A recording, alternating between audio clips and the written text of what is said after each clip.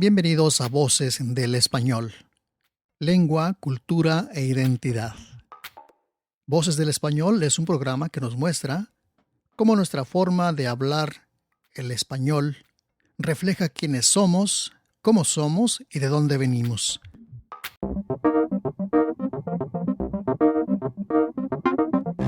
Bienvenidos a Voces del Español. El día de hoy tenemos un invitado muy especial. Se trata del doctor Albert Álvarez González.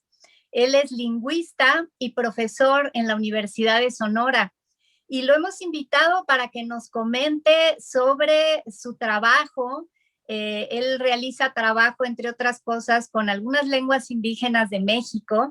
Y bueno, pues él ya nos platicará. Muchísimas gracias por aceptar esta invitación, doctor Álvarez. No, al contrario, gracias a ustedes por invitarme. No, pues es un privilegio tenerlo por acá y pues pedirle primero que nada que nos explique cuál es este trabajo que realiza, cuáles son las lenguas que usted estudia.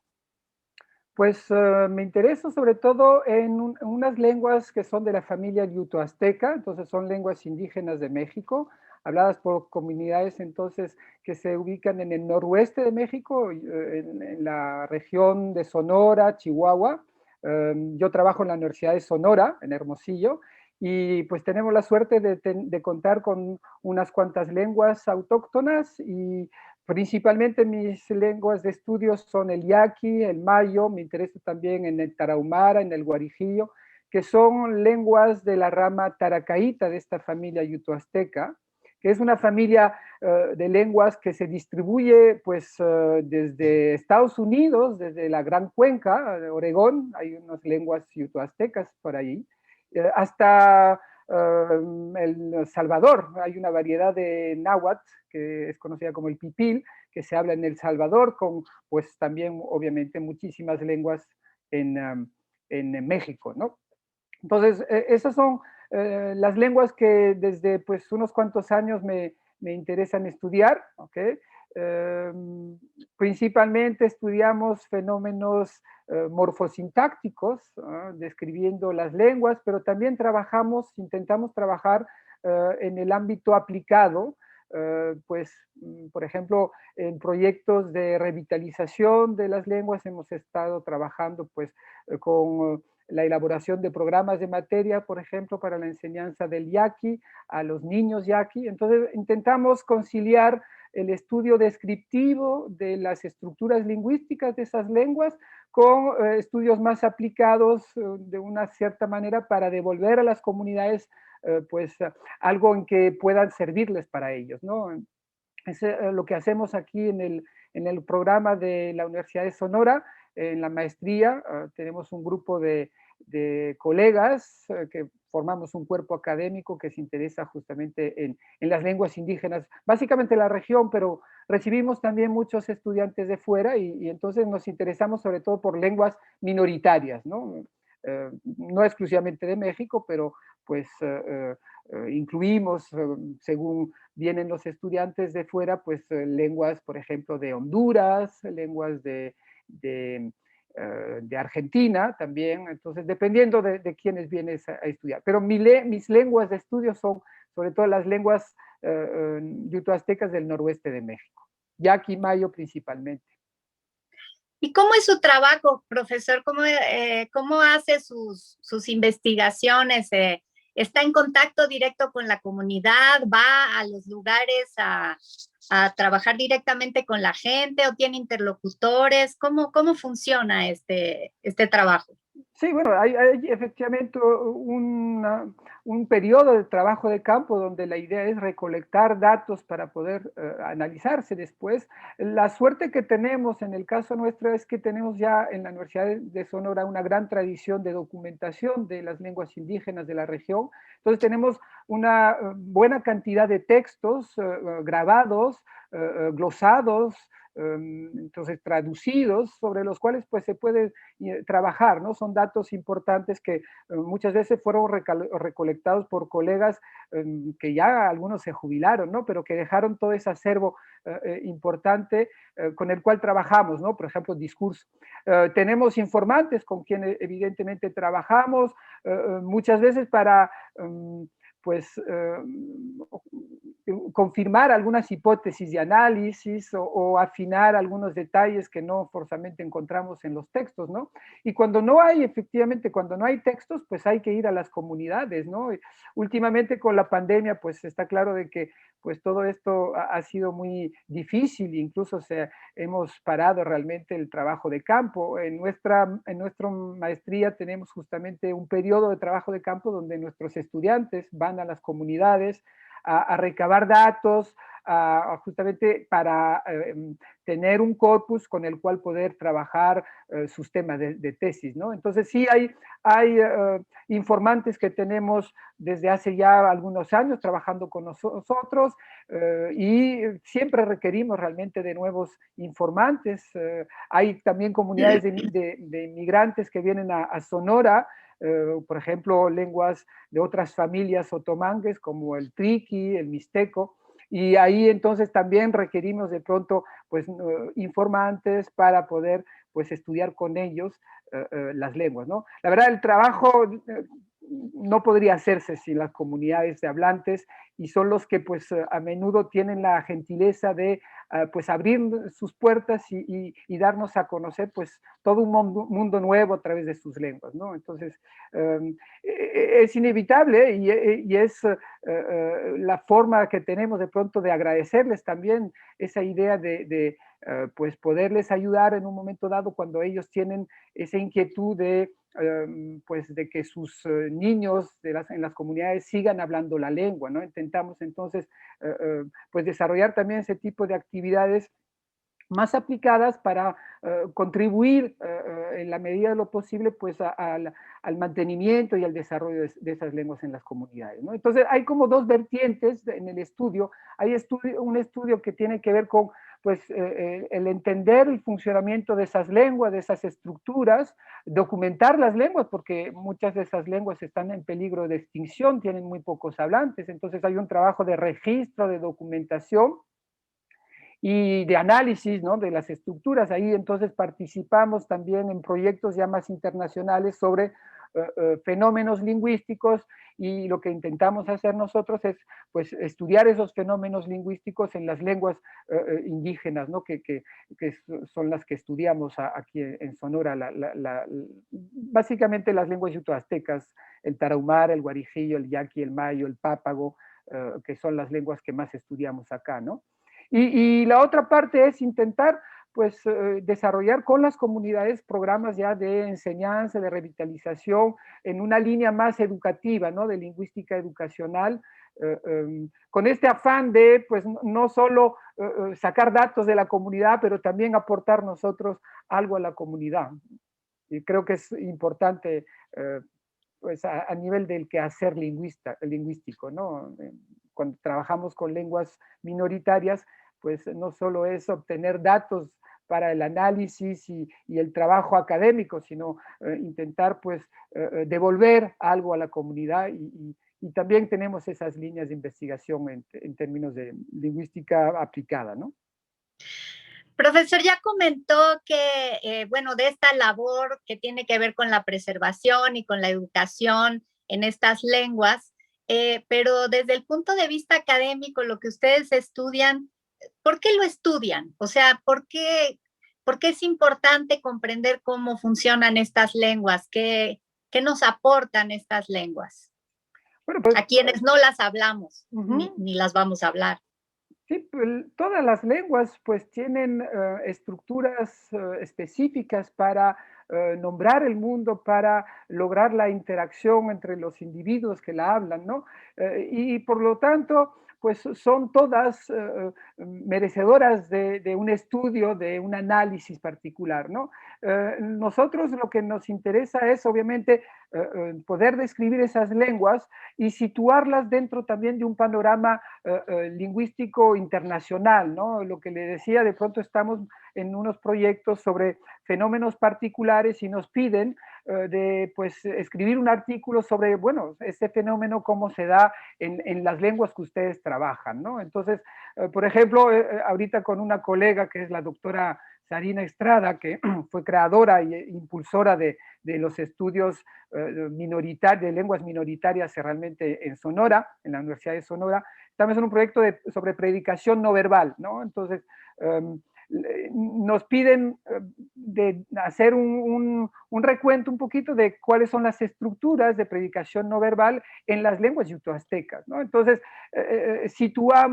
nos tomamos un fenómeno y situamos las lenguas que estudiamos dentro de ese fenómeno y comparando entonces con otras lenguas a nivel interlingüístico. Y eso, pues, participa del estudio de la diversidad lingüística y ayuda también a entender pues cómo funciona la mente humana, cómo es la cognición humana, porque a través de esas estructuras pues obviamente son procesos mentales, procesos cognitivos que se ponen en marcha y que muestran pues la gran capacidad que tienen los seres humanos, la especie humana, para pues dar cuenta de sus experiencias, ¿no? A través pues de estructuras diversas, pero también con patrones recurrentes, patrones universales, rasgos que reaparecen en todas las lenguas, ¿no? Entonces es un poquito también a través de lenguas particulares que no han sido estudiadas muy a menudo o poco estudiadas, que nos acercamos a esa diversidad y esa riqueza tanto lingüística como cognitiva, ¿no? Profesor, permítame hacerle una pregunta. Mire, en el programa anterior de Voces del Español estuvimos hablando sobre el tema de la marcación de género en diferentes lenguas, por toda esta discusión actual sobre la inclusión de la perspectiva de género en el español, ¿no? En las lenguas yutoaztecas hay marcación de género. No, la marcación de género en realidad no está, en las frases nominales, por ejemplo, no hay una marca particular de género, ¿no? Lo que hay más bien son distinciones en términos de animacidad o de humanitud, no sé, es decir, dependiendo si, en términos de número, por ejemplo, ¿no? La marcación de número de plural va a depender si la frase nominal se refiere a una entidad humana o a una entidad animada o a una entidad inanimada, ¿no? Entonces, la pluralidad, por ejemplo, muy comúnmente en las lenguas yutoaztecas solo se marca con los seres humanos o animados, ¿no? Aunque no es un fenómeno generalizado, porque hay lenguas que han ido cambiando, ¿no? Que es otro de las cosas que nos interesa mucho, por cierto, estudiar la evolución de las estructuras lingüísticas a través del tiempo, ¿no? Eso es una perspectiva histórica, diacrónica, que también nos interesa mucho en términos del cambio lingüístico, ¿no? Entonces, para contestar a su pregunta, el género no parece ser muy importante en las lenguas del mundo, esa distinción de género no parece ser importante.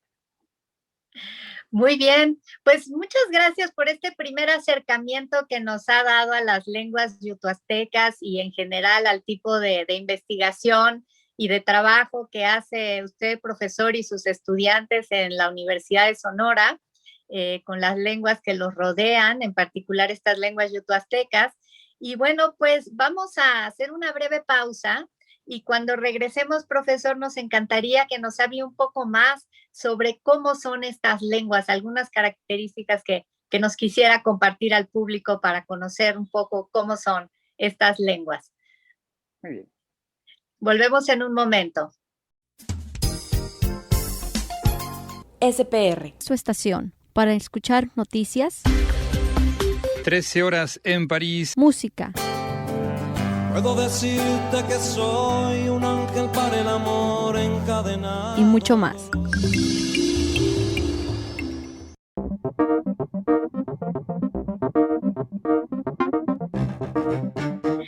Pues seguimos conversando con el doctor Albert Álvarez González, lingüista y profesor de la Universidad de Sonora.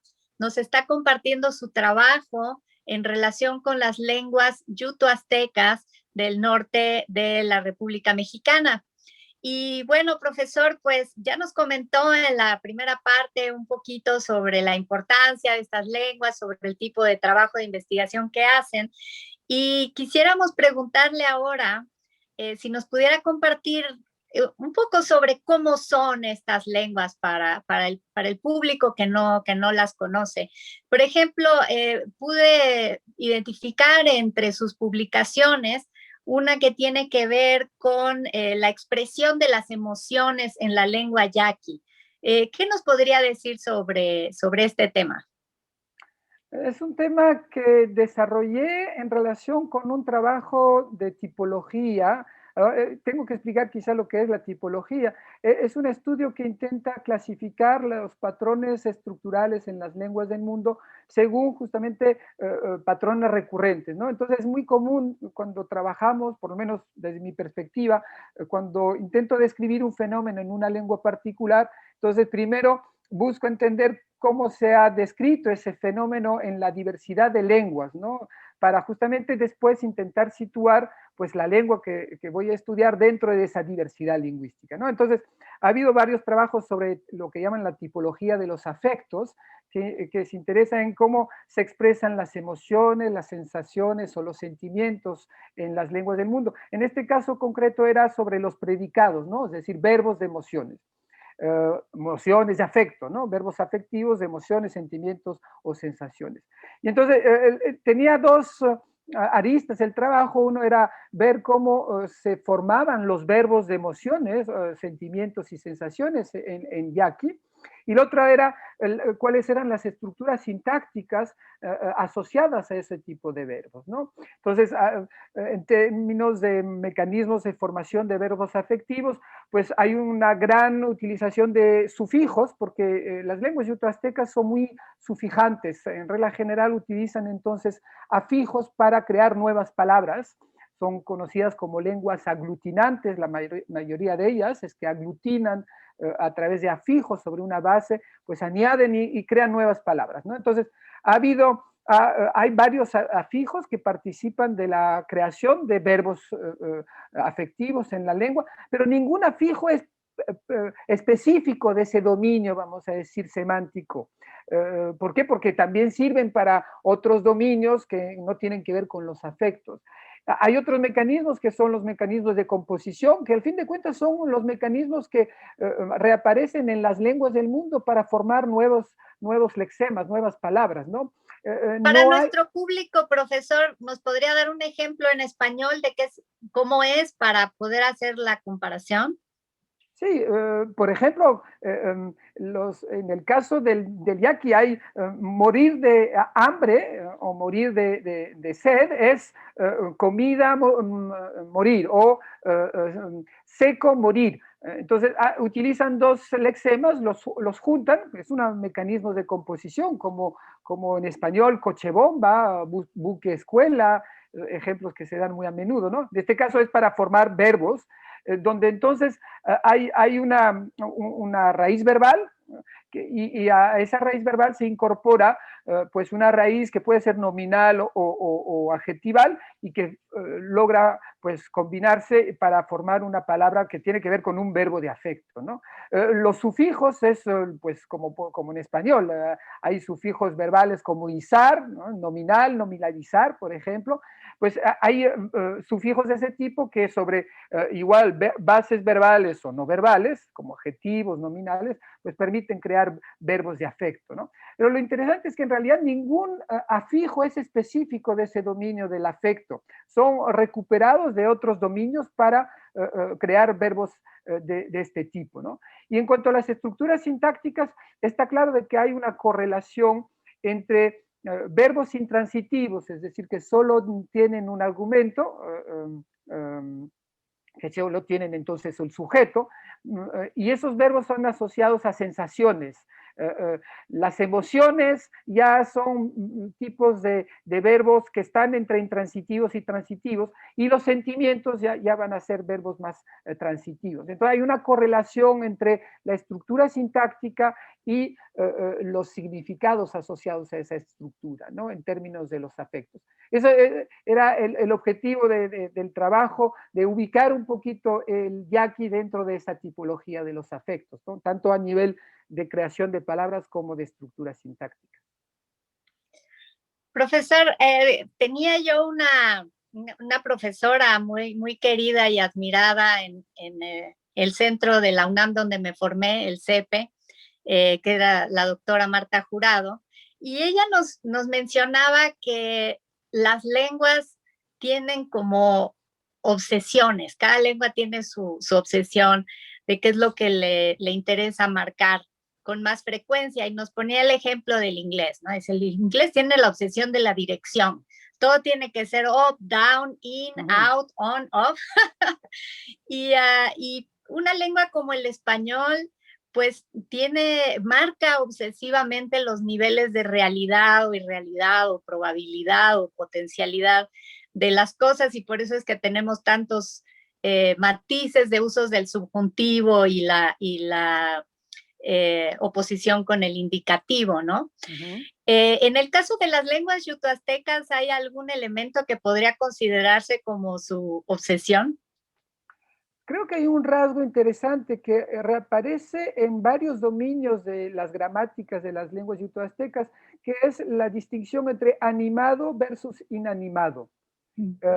Hay marcas que señalan, bueno, y también la distinción entre alienable e inalienable, ¿no? Es decir, cosas que son inherentemente de uno y que no se puede entonces separar de ellas, como las partes del cuerpo, por ejemplo, o en términos de parentesco como padre, madre, que son entonces inalienables, versus entidades que ya no son inherentemente asociadas a uno y entonces son alienables, ¿no? Entonces, en las lenguas yutoaztecas hay esa distinción muy a menudo. Por ejemplo, cuando uno dice una frase posesiva, frase nominal posesiva, mi entidad, ¿no? Mi taza, mi padre. Entonces, ahí hay claramente una marca distinta según justamente si la entidad es alienable o inalienable.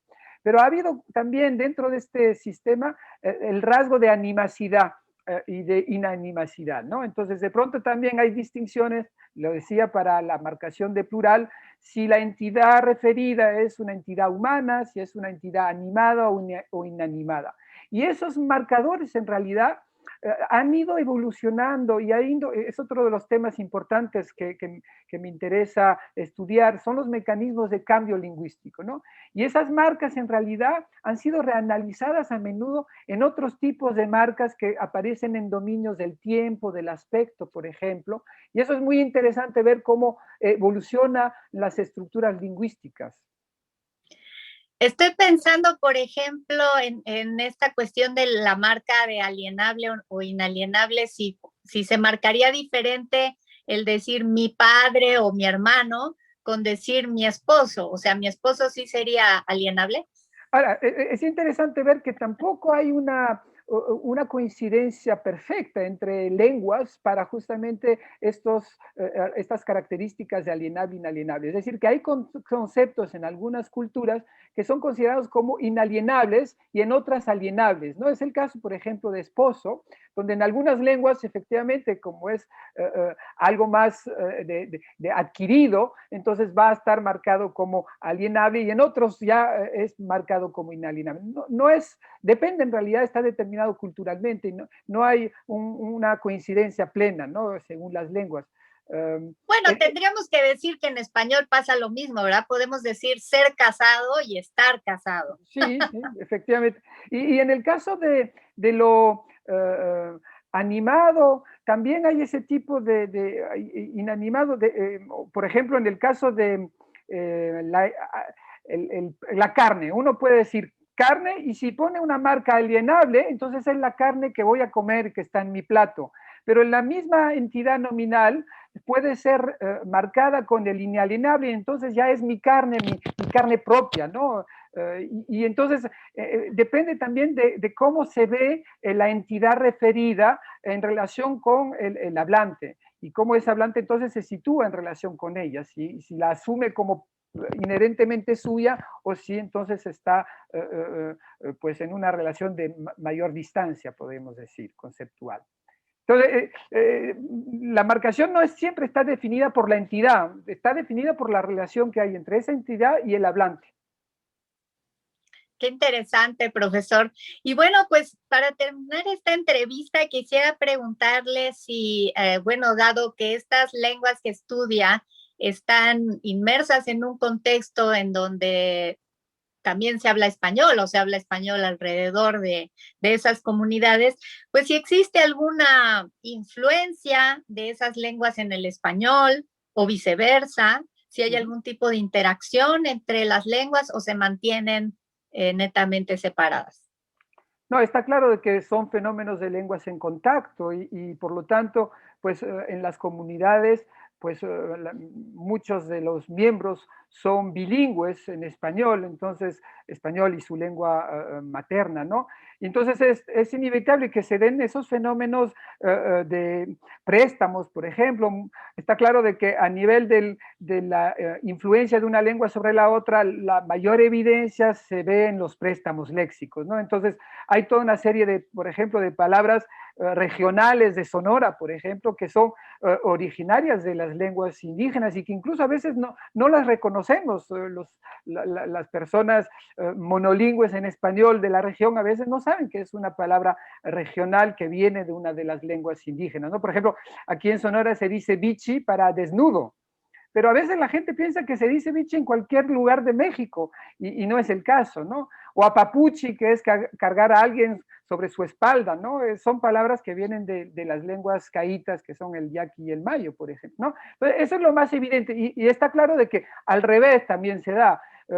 Como hay mucho bilingüismo y que a veces también el conocimiento de la lengua indígena por parte de los miembros de la comunidad no es el más óptimo, entonces hay fenómenos donde hay alternancia de códigos. De pronto cuando oímos conversaciones está claro de que pues utilizan un término en español dentro de una construcción en su propia lengua nativa, ¿no? Muchos, por ejemplo, conectores discursivos se utilizan. ¿Por qué?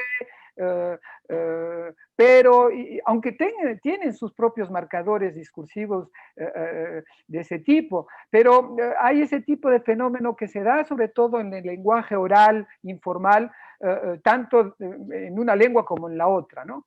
También de pronto podemos referir a influencias a nivel de pronunciaciones, ¿no? Que quizás no sean tan obvias, pero algunas características del español sonorense, por ejemplo, han sido señaladas como quizá teniendo un origen en las lenguas indígenas, ¿no?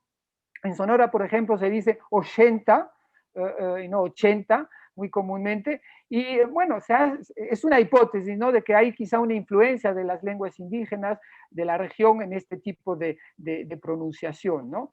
A nivel gramatical también es menor, ¿no? Porque podríamos utilizar la metáfora que la gramática es un poquito el esqueleto de la lengua, mientras que pues las palabras son como la superficie, el epiderme, ¿no? Y por lo tanto es mucho más cambiante a nivel de palabra que a nivel de gramática. Pero hay algunas construcciones gramaticales también peculiares en el español de Sonora que podrían ser el resultado, el fruto de esta influencia entre el español y una de las lenguas indígenas o varias de las lenguas indígenas. Pero también entre sí, las lenguas indígenas, y es un tema que no se ha estudiado mucho, se han influenciado las unas o las otras porque pues han estado durante muchísimo tiempo también en contacto, ¿no? Entonces, por ejemplo, la influencia del náhuatl sobre las lenguas norteñas, ¿no?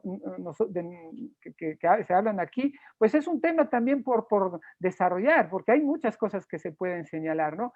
Se ha propuesto, por ejemplo, que hay una serie de afijos que vienen más bien del náhuatl y que justamente permiten identificar préstamos verbales del náhuatl. ¿Por qué? Porque es una terminación que solo se da para esos tipos de verbos, ¿no? Entonces, todo fenómeno de contacto lingüístico, pues causa ese tipo de influencia, ¿no? A nivel del léxico, a nivel de la fonología o de la gramática, aunque en menor grado, ¿no? Profesor, una curiosidad, ¿por qué se llaman lenguas yuto-aztecas? Porque en realidad, bueno, también se llaman yutonáhuatl, son varios términos, ¿no? Tiene que ver con, el yuto viene de las lenguas norteñas de esa familia que están, originalmente hay varias teorías, ¿no? Pero una del origen posible de esas comunidades está en Estados Unidos, ¿no? En la Gran Cuenca, en esa zona que es pues Utah, Oregón, por ahí, ¿no? Y lo náhuatl o lo azteca tiene que ver justamente con la lengua náhuatl, que es y que sigue siendo la lengua más importante en números de hablantes, ¿no? No hemos hablado de este tema, pero muchas de las lenguas yuto-aztecas, como muchas lenguas indígenas de México, pues están en peligro de extinción porque ya casi nadie las habla, ¿no?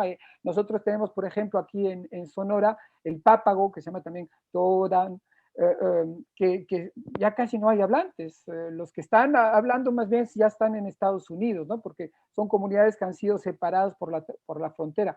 El náhuatl está en una situación distinta, tiene más de 1 millón de hablantes con muchas variedades, ¿no? Y justamente por esa lengua, que pues obviamente fue la lengua de los aztecas, que cuando llegaron los españoles pues era la comunidad que de alguna manera tenía una gran riqueza, está en su apogeo, bueno, era de las comunidades más importantes, ¿no? Y por lo tanto se habla de yuto náhuatl o yuto azteca en esas dos referencias fundamentales, ¿no? Pues muchísimas gracias, profesor, por este acercamiento que nos ha dado a estas lenguas yuto-aztecas y al maravilloso mundo del trabajo de investigación de los lingüistas, que creo que muchas personas no conocen y seguramente encuentran interesantísimo poder saber un poco de primera mano de investigaciones como usted. Ha sido fascinante escucharlo. Y bueno, pues ya para cerrar, quisiera preguntarle si es posible aprender estas lenguas, si hay algún tipo de mecanismo para enseñarlas y aprenderlas, o si nada más existen pues la enseñanza quizá del español en esas comunidades, pero no al revés. No, de hecho, era algo que le señalé al principio, ¿no? Hay programas de enseñanza de las lenguas nativas, ¿no? Por ejemplo, en la educación básica hay la enseñanza de las lenguas nativas, hay programas dentro de educación, lo que es la educación indígena, ¿no? Educación bilingüe indígena, que está asociado a la Dirección General de Educación Indígena en México, que justamente ha trabajado para pues revalorizar las lenguas, luchar para que se mantengan y que se transmitan de generación en generación, ¿no? Entonces, sí hay programas de enseñanza de esas lenguas. El INALI, que también es otro de los institutos importantes para a favor de las lenguas y del estudio y de la difusión de esas lenguas, que es el Instituto Nacional de Lenguas Indígenas en México, han trabajado justamente para que se enseñen esas lenguas a las comunidades, a los jóvenes, para que no se pierdan esas lenguas, ¿no?